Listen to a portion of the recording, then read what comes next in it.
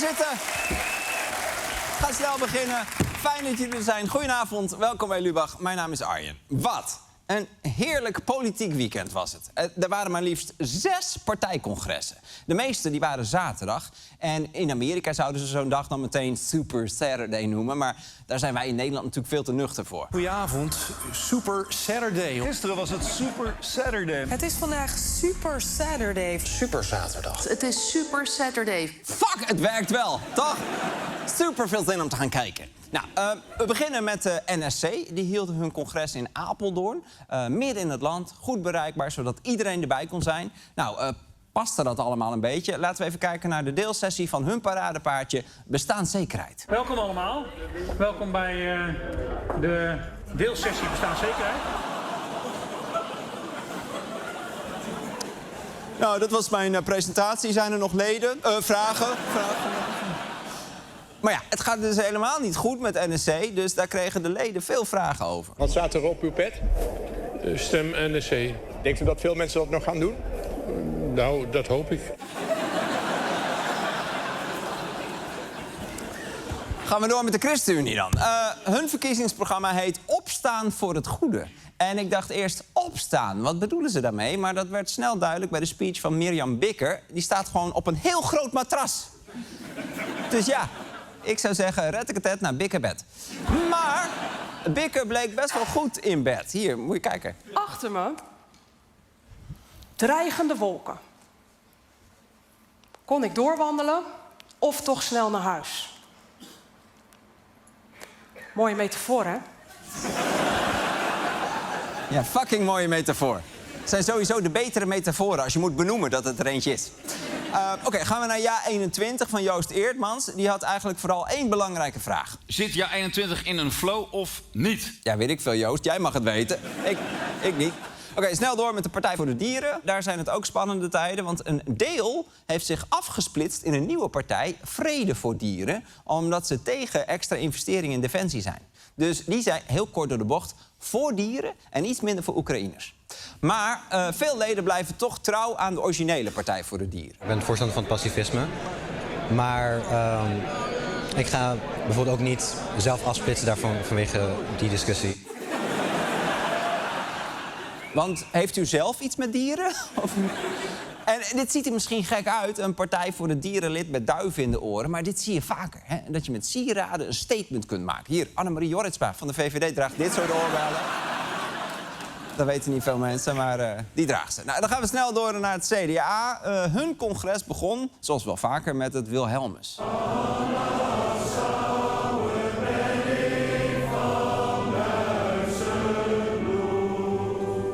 Prachtig, ja. Zagen jullie die ene vrouw ook? Hier, moet je kijken, hier. Kijk. Ah! Wie is dit? De lijststrekker? Nou goed, het congres was in Rotterdam. En dat is natuurlijk de stad van Henry Bontebal. Dus ik neem aan dat hij die locatie zelf bedacht hebt. Ik verzeker u dat ik me niet met deze keuze bemoeid heb. Oké, prima, gozer. Dan geloofde ik dat. Het CDA gaat lekker, maar een partij waar het dan wat minder goed mee gaat is de VVD. In sommige peilingen staan die nog maar op 15 zetels, terwijl ze er nu 24 hebben. Maar het blijft natuurlijk de VVD, dus de sfeer is goed. Kan altijd beter, hè? Maar we hebben denk ik zo dadelijk een heel sterk programma. Een heel sterk team. Wacht even. Dit is dus wat er van de VVD geworden is. Een volwassen man met een pet met de boodschap verboden linksaf te slaan. Wat cool. Heel cool. En die slechte peilingen van de VVD die worden vooral veroorzaakt door Dylan Jessogus. Dus, dachten ze, als we tijdens haar speech nou wat instemmend knikkende partijgenoten achter haar neerzetten, dan komt het allemaal net wat krachtiger over. Hij is tot nu toe altijd weggelopen voor zijn verantwoordelijkheid. Met 37 zetels. Als je dan wegloopt, dan doe je dat ook als je er 20 hebt of 40. Het zal nooit uitmaken. Op zich wel slim gedaan, hè? Want dit werkt gewoon. Dit werkt. Zie je wel? Het werkt gewoon.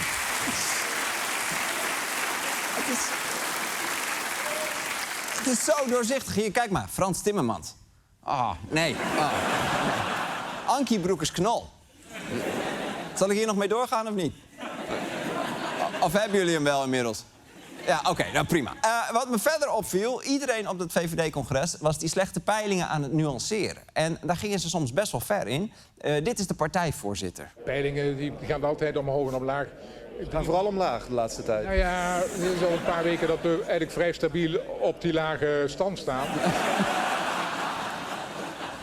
Nee, maar het gaat al wel heel lang heel kut, hè? Weet je hoe knap dat is? Goed, bij de VVD gaat het dus niet zo lekker. En daarom is het extra gek dat ze de laatste weken de hele tijd vertellen... met wie ze niet willen regeren. Jessicus heeft eerder de PVV al uitgesloten... en ook GroenLinks PvdA ziet ze echt niet zitten. En dat geldt trouwens voor meer VVD'ers. Vindt u GroenLinks PvdA ook elitair, radicaal en uit het midden gerukt? Maar vooral elitair. Vooral elitair. Wauw, de pot verwijt de ketel dat hij kak ziet. Dus, de VVD wil dan niet met de PVV en niet met GroenLinks PvdA. Maar sinds dit weekend lijkt de VVD nog meer partijen uit te sluiten. Want dit was gisteren. VVD wil niet in een kabinet dat de hypotheekrenteaftrek afschaft. Ja, hypotheekrenteaftrek, dat is dus die regeling waarvan zo'n beetje alle woningmarktexperts zeggen... schaf die nou af, het is oneerlijk en het drijft de huizenprijzen op. Daar wil de VVD dus niks aan veranderen. Het is nou eenmaal de partij voor de hardwonende Nederlander. En als je wil weten waarom die hypotheekrenteaftrek dom is... kijk dan deze nog even terug. Maar goed, de VVD zegt dus... hypotheekrenteaftrek is een breekpunt voor ons. Maar moet je kijken wat dat betekent. Hè?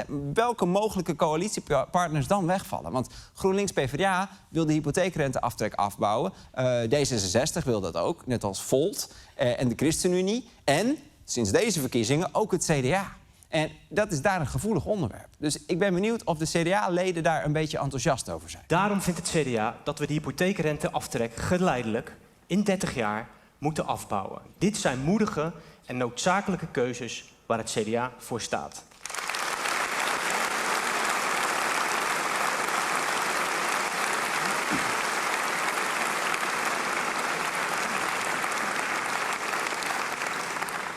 ...12 seconden applaus voor het afbouwen van de hypotheekrenteaftrek.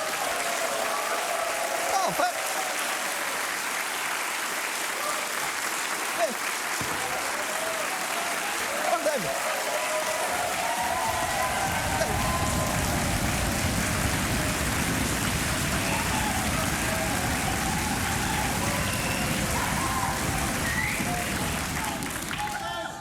Er zit nog een programma na ons.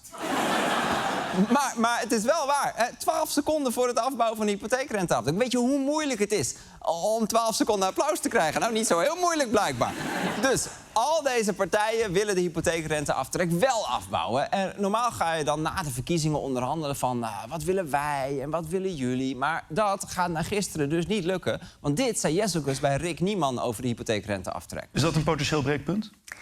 Nou, laat ik zo zeggen, wij gaan niet in een kabinet zitten... dat de hypotheekrenteaftrek bij mensen thuis weg gaat halen. Bij de mensen thuis weghalen? Schat, ze komen de hypotheekrenteaftrek weghalen. Oh nee, snel, verstop hem in de Bentley. Oh, gooi hem in het zwembad. Of vraag of de butler hem opeet. Nou.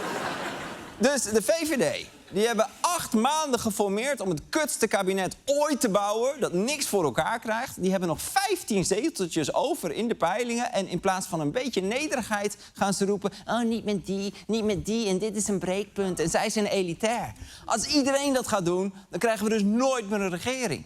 En daarom was ik zo blij toen ik gisteren Buitenhof zat te kijken... en VVD-minister van Defensie Ruben Brekelmans dit hoorde zeggen over het uitsluiten van GroenLinks PvdA. Als je nu naar de peilingen kijkt, als wij nu zouden zeggen... we sluiten het principieel die partij uit...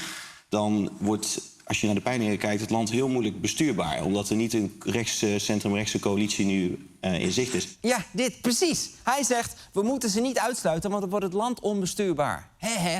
Landsbelang boven goedkoop VVD-opportunisme. Het kan dus wel. Maar helaas had Jessicus ook Buitenhof zitten kijken. Want binnen een paar uur moest Brekelmans dit twitteren. Ik heb mij bij Buitenhof niet goed uitgedrukt. Laat ik daarom heel duidelijk zijn. Regeren met GroenLinks PvdA is voor de VVD totaal ongeloofwaardig. Met die partij zien wij geen kabinet voor ons. Jezus, er was heel even een VVD'er die dacht aan het landsbelang. En die wordt direct keihard teruggefloten. Sorry, ik zei per ongeluk dat we kunnen samenwerken. Dat was echt heel dom van mij. Dus zo gaat de VVD de verkiezingen in. Ze proberen hun laatste paar zetels te redden door anderen uit te sluiten... en vooral te vertellen wat ze niet willen. En dat zie je ook wel een beetje terug in hun nieuwste spotje. Deze verkiezingen staat er veel op het spel. Daarom zegt de VVD nee. Nee tegen de PVV. Nee tegen GroenLinks PvdA. Nee tegen het CDA. De VVD maakt Nederland weer Nederland. Nee tegen samenwerken. Nee tegen alle economische inzichten over de woningmarkt. Geen VVD, maar VV nee. Ik ben Dylan Jezegus. Of moet ik zeggen Dylan Nozegus? Oh, ik heb er weer eentje, jongens. Dylan Nozegus. VVD. Nee heb je, nee kun je krijgen. Nee!